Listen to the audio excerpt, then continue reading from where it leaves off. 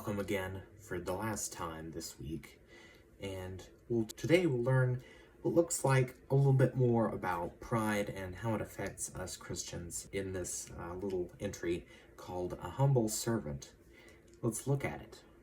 When we all know what pride is, being prideful is probably the number one thing Christians rebuke others for because it's easy to recognize. However, not many people understand what humility is and how it affects our Christian walk. Humility begins with taking your judgment off of others and moving it onto yourself. Does it say that? Oh, yeah, it does. Being humble also means acting humbly. The way you live your life should show others that you aren't living for your own glory, but for God's.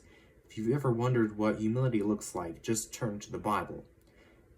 There is one character whose humble life and complete sacrifice to God led to him making the ultimate sacrifice, eventually claiming his rightful seat at the right hand of God.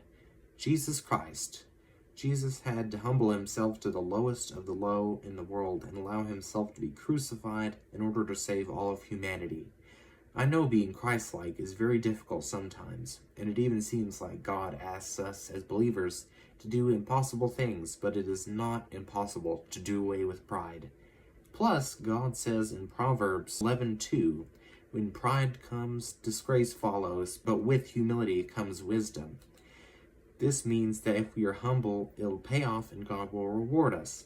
I'll leave you with this strange yet appropriate illustration.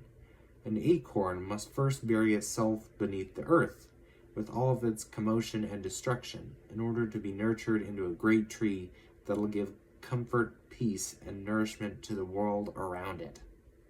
Okay, so, but that was kind of an interesting metaphor to put at the end of it. At first it didn't make sense to me, but it's kind of an interesting little thing to put at the end of it too. But of course, a lot of us are familiar with pride in our own lives, you know?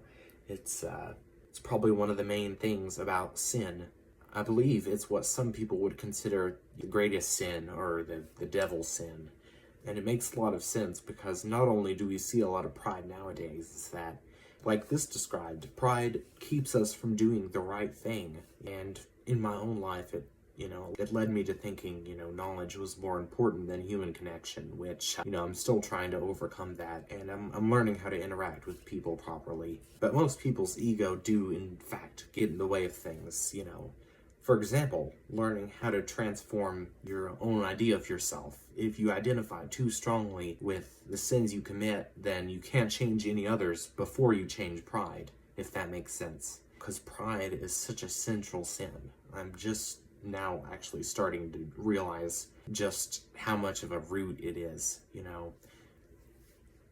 There's a theory out there stating that our main motivations at its core is to reach pleasure and avoid pain. That's supposedly the main things, It's really a testament to how rare true selflessness is nowadays, especially with God, Allowing God to change you means you have to put some of that pride down a little bit. It happens to the best of us, and it can corrupt some people. So when you look at it that way, it's no wonder it's considered one of the most serious sins to commit. And I'm not sure why I saw that, maybe Wikipedia, but it's interesting how the sins are kind of ranked. Of course, it's mainly what us humans have concocted to try and at least measure a logical scale instead of the judgment of God, because we all sin and we're all fallen people. That's kind of why I don't think God actually rates sin in that way. And that's how quite a few deviant people can still be saved by God. We all have a chance while we're here. We all have a chance while we're here, not counting the stone-hearted ones. But thank you everybody for listening, and this week was pretty fun, I must admit. Stay safe, guys, and have a good weekend.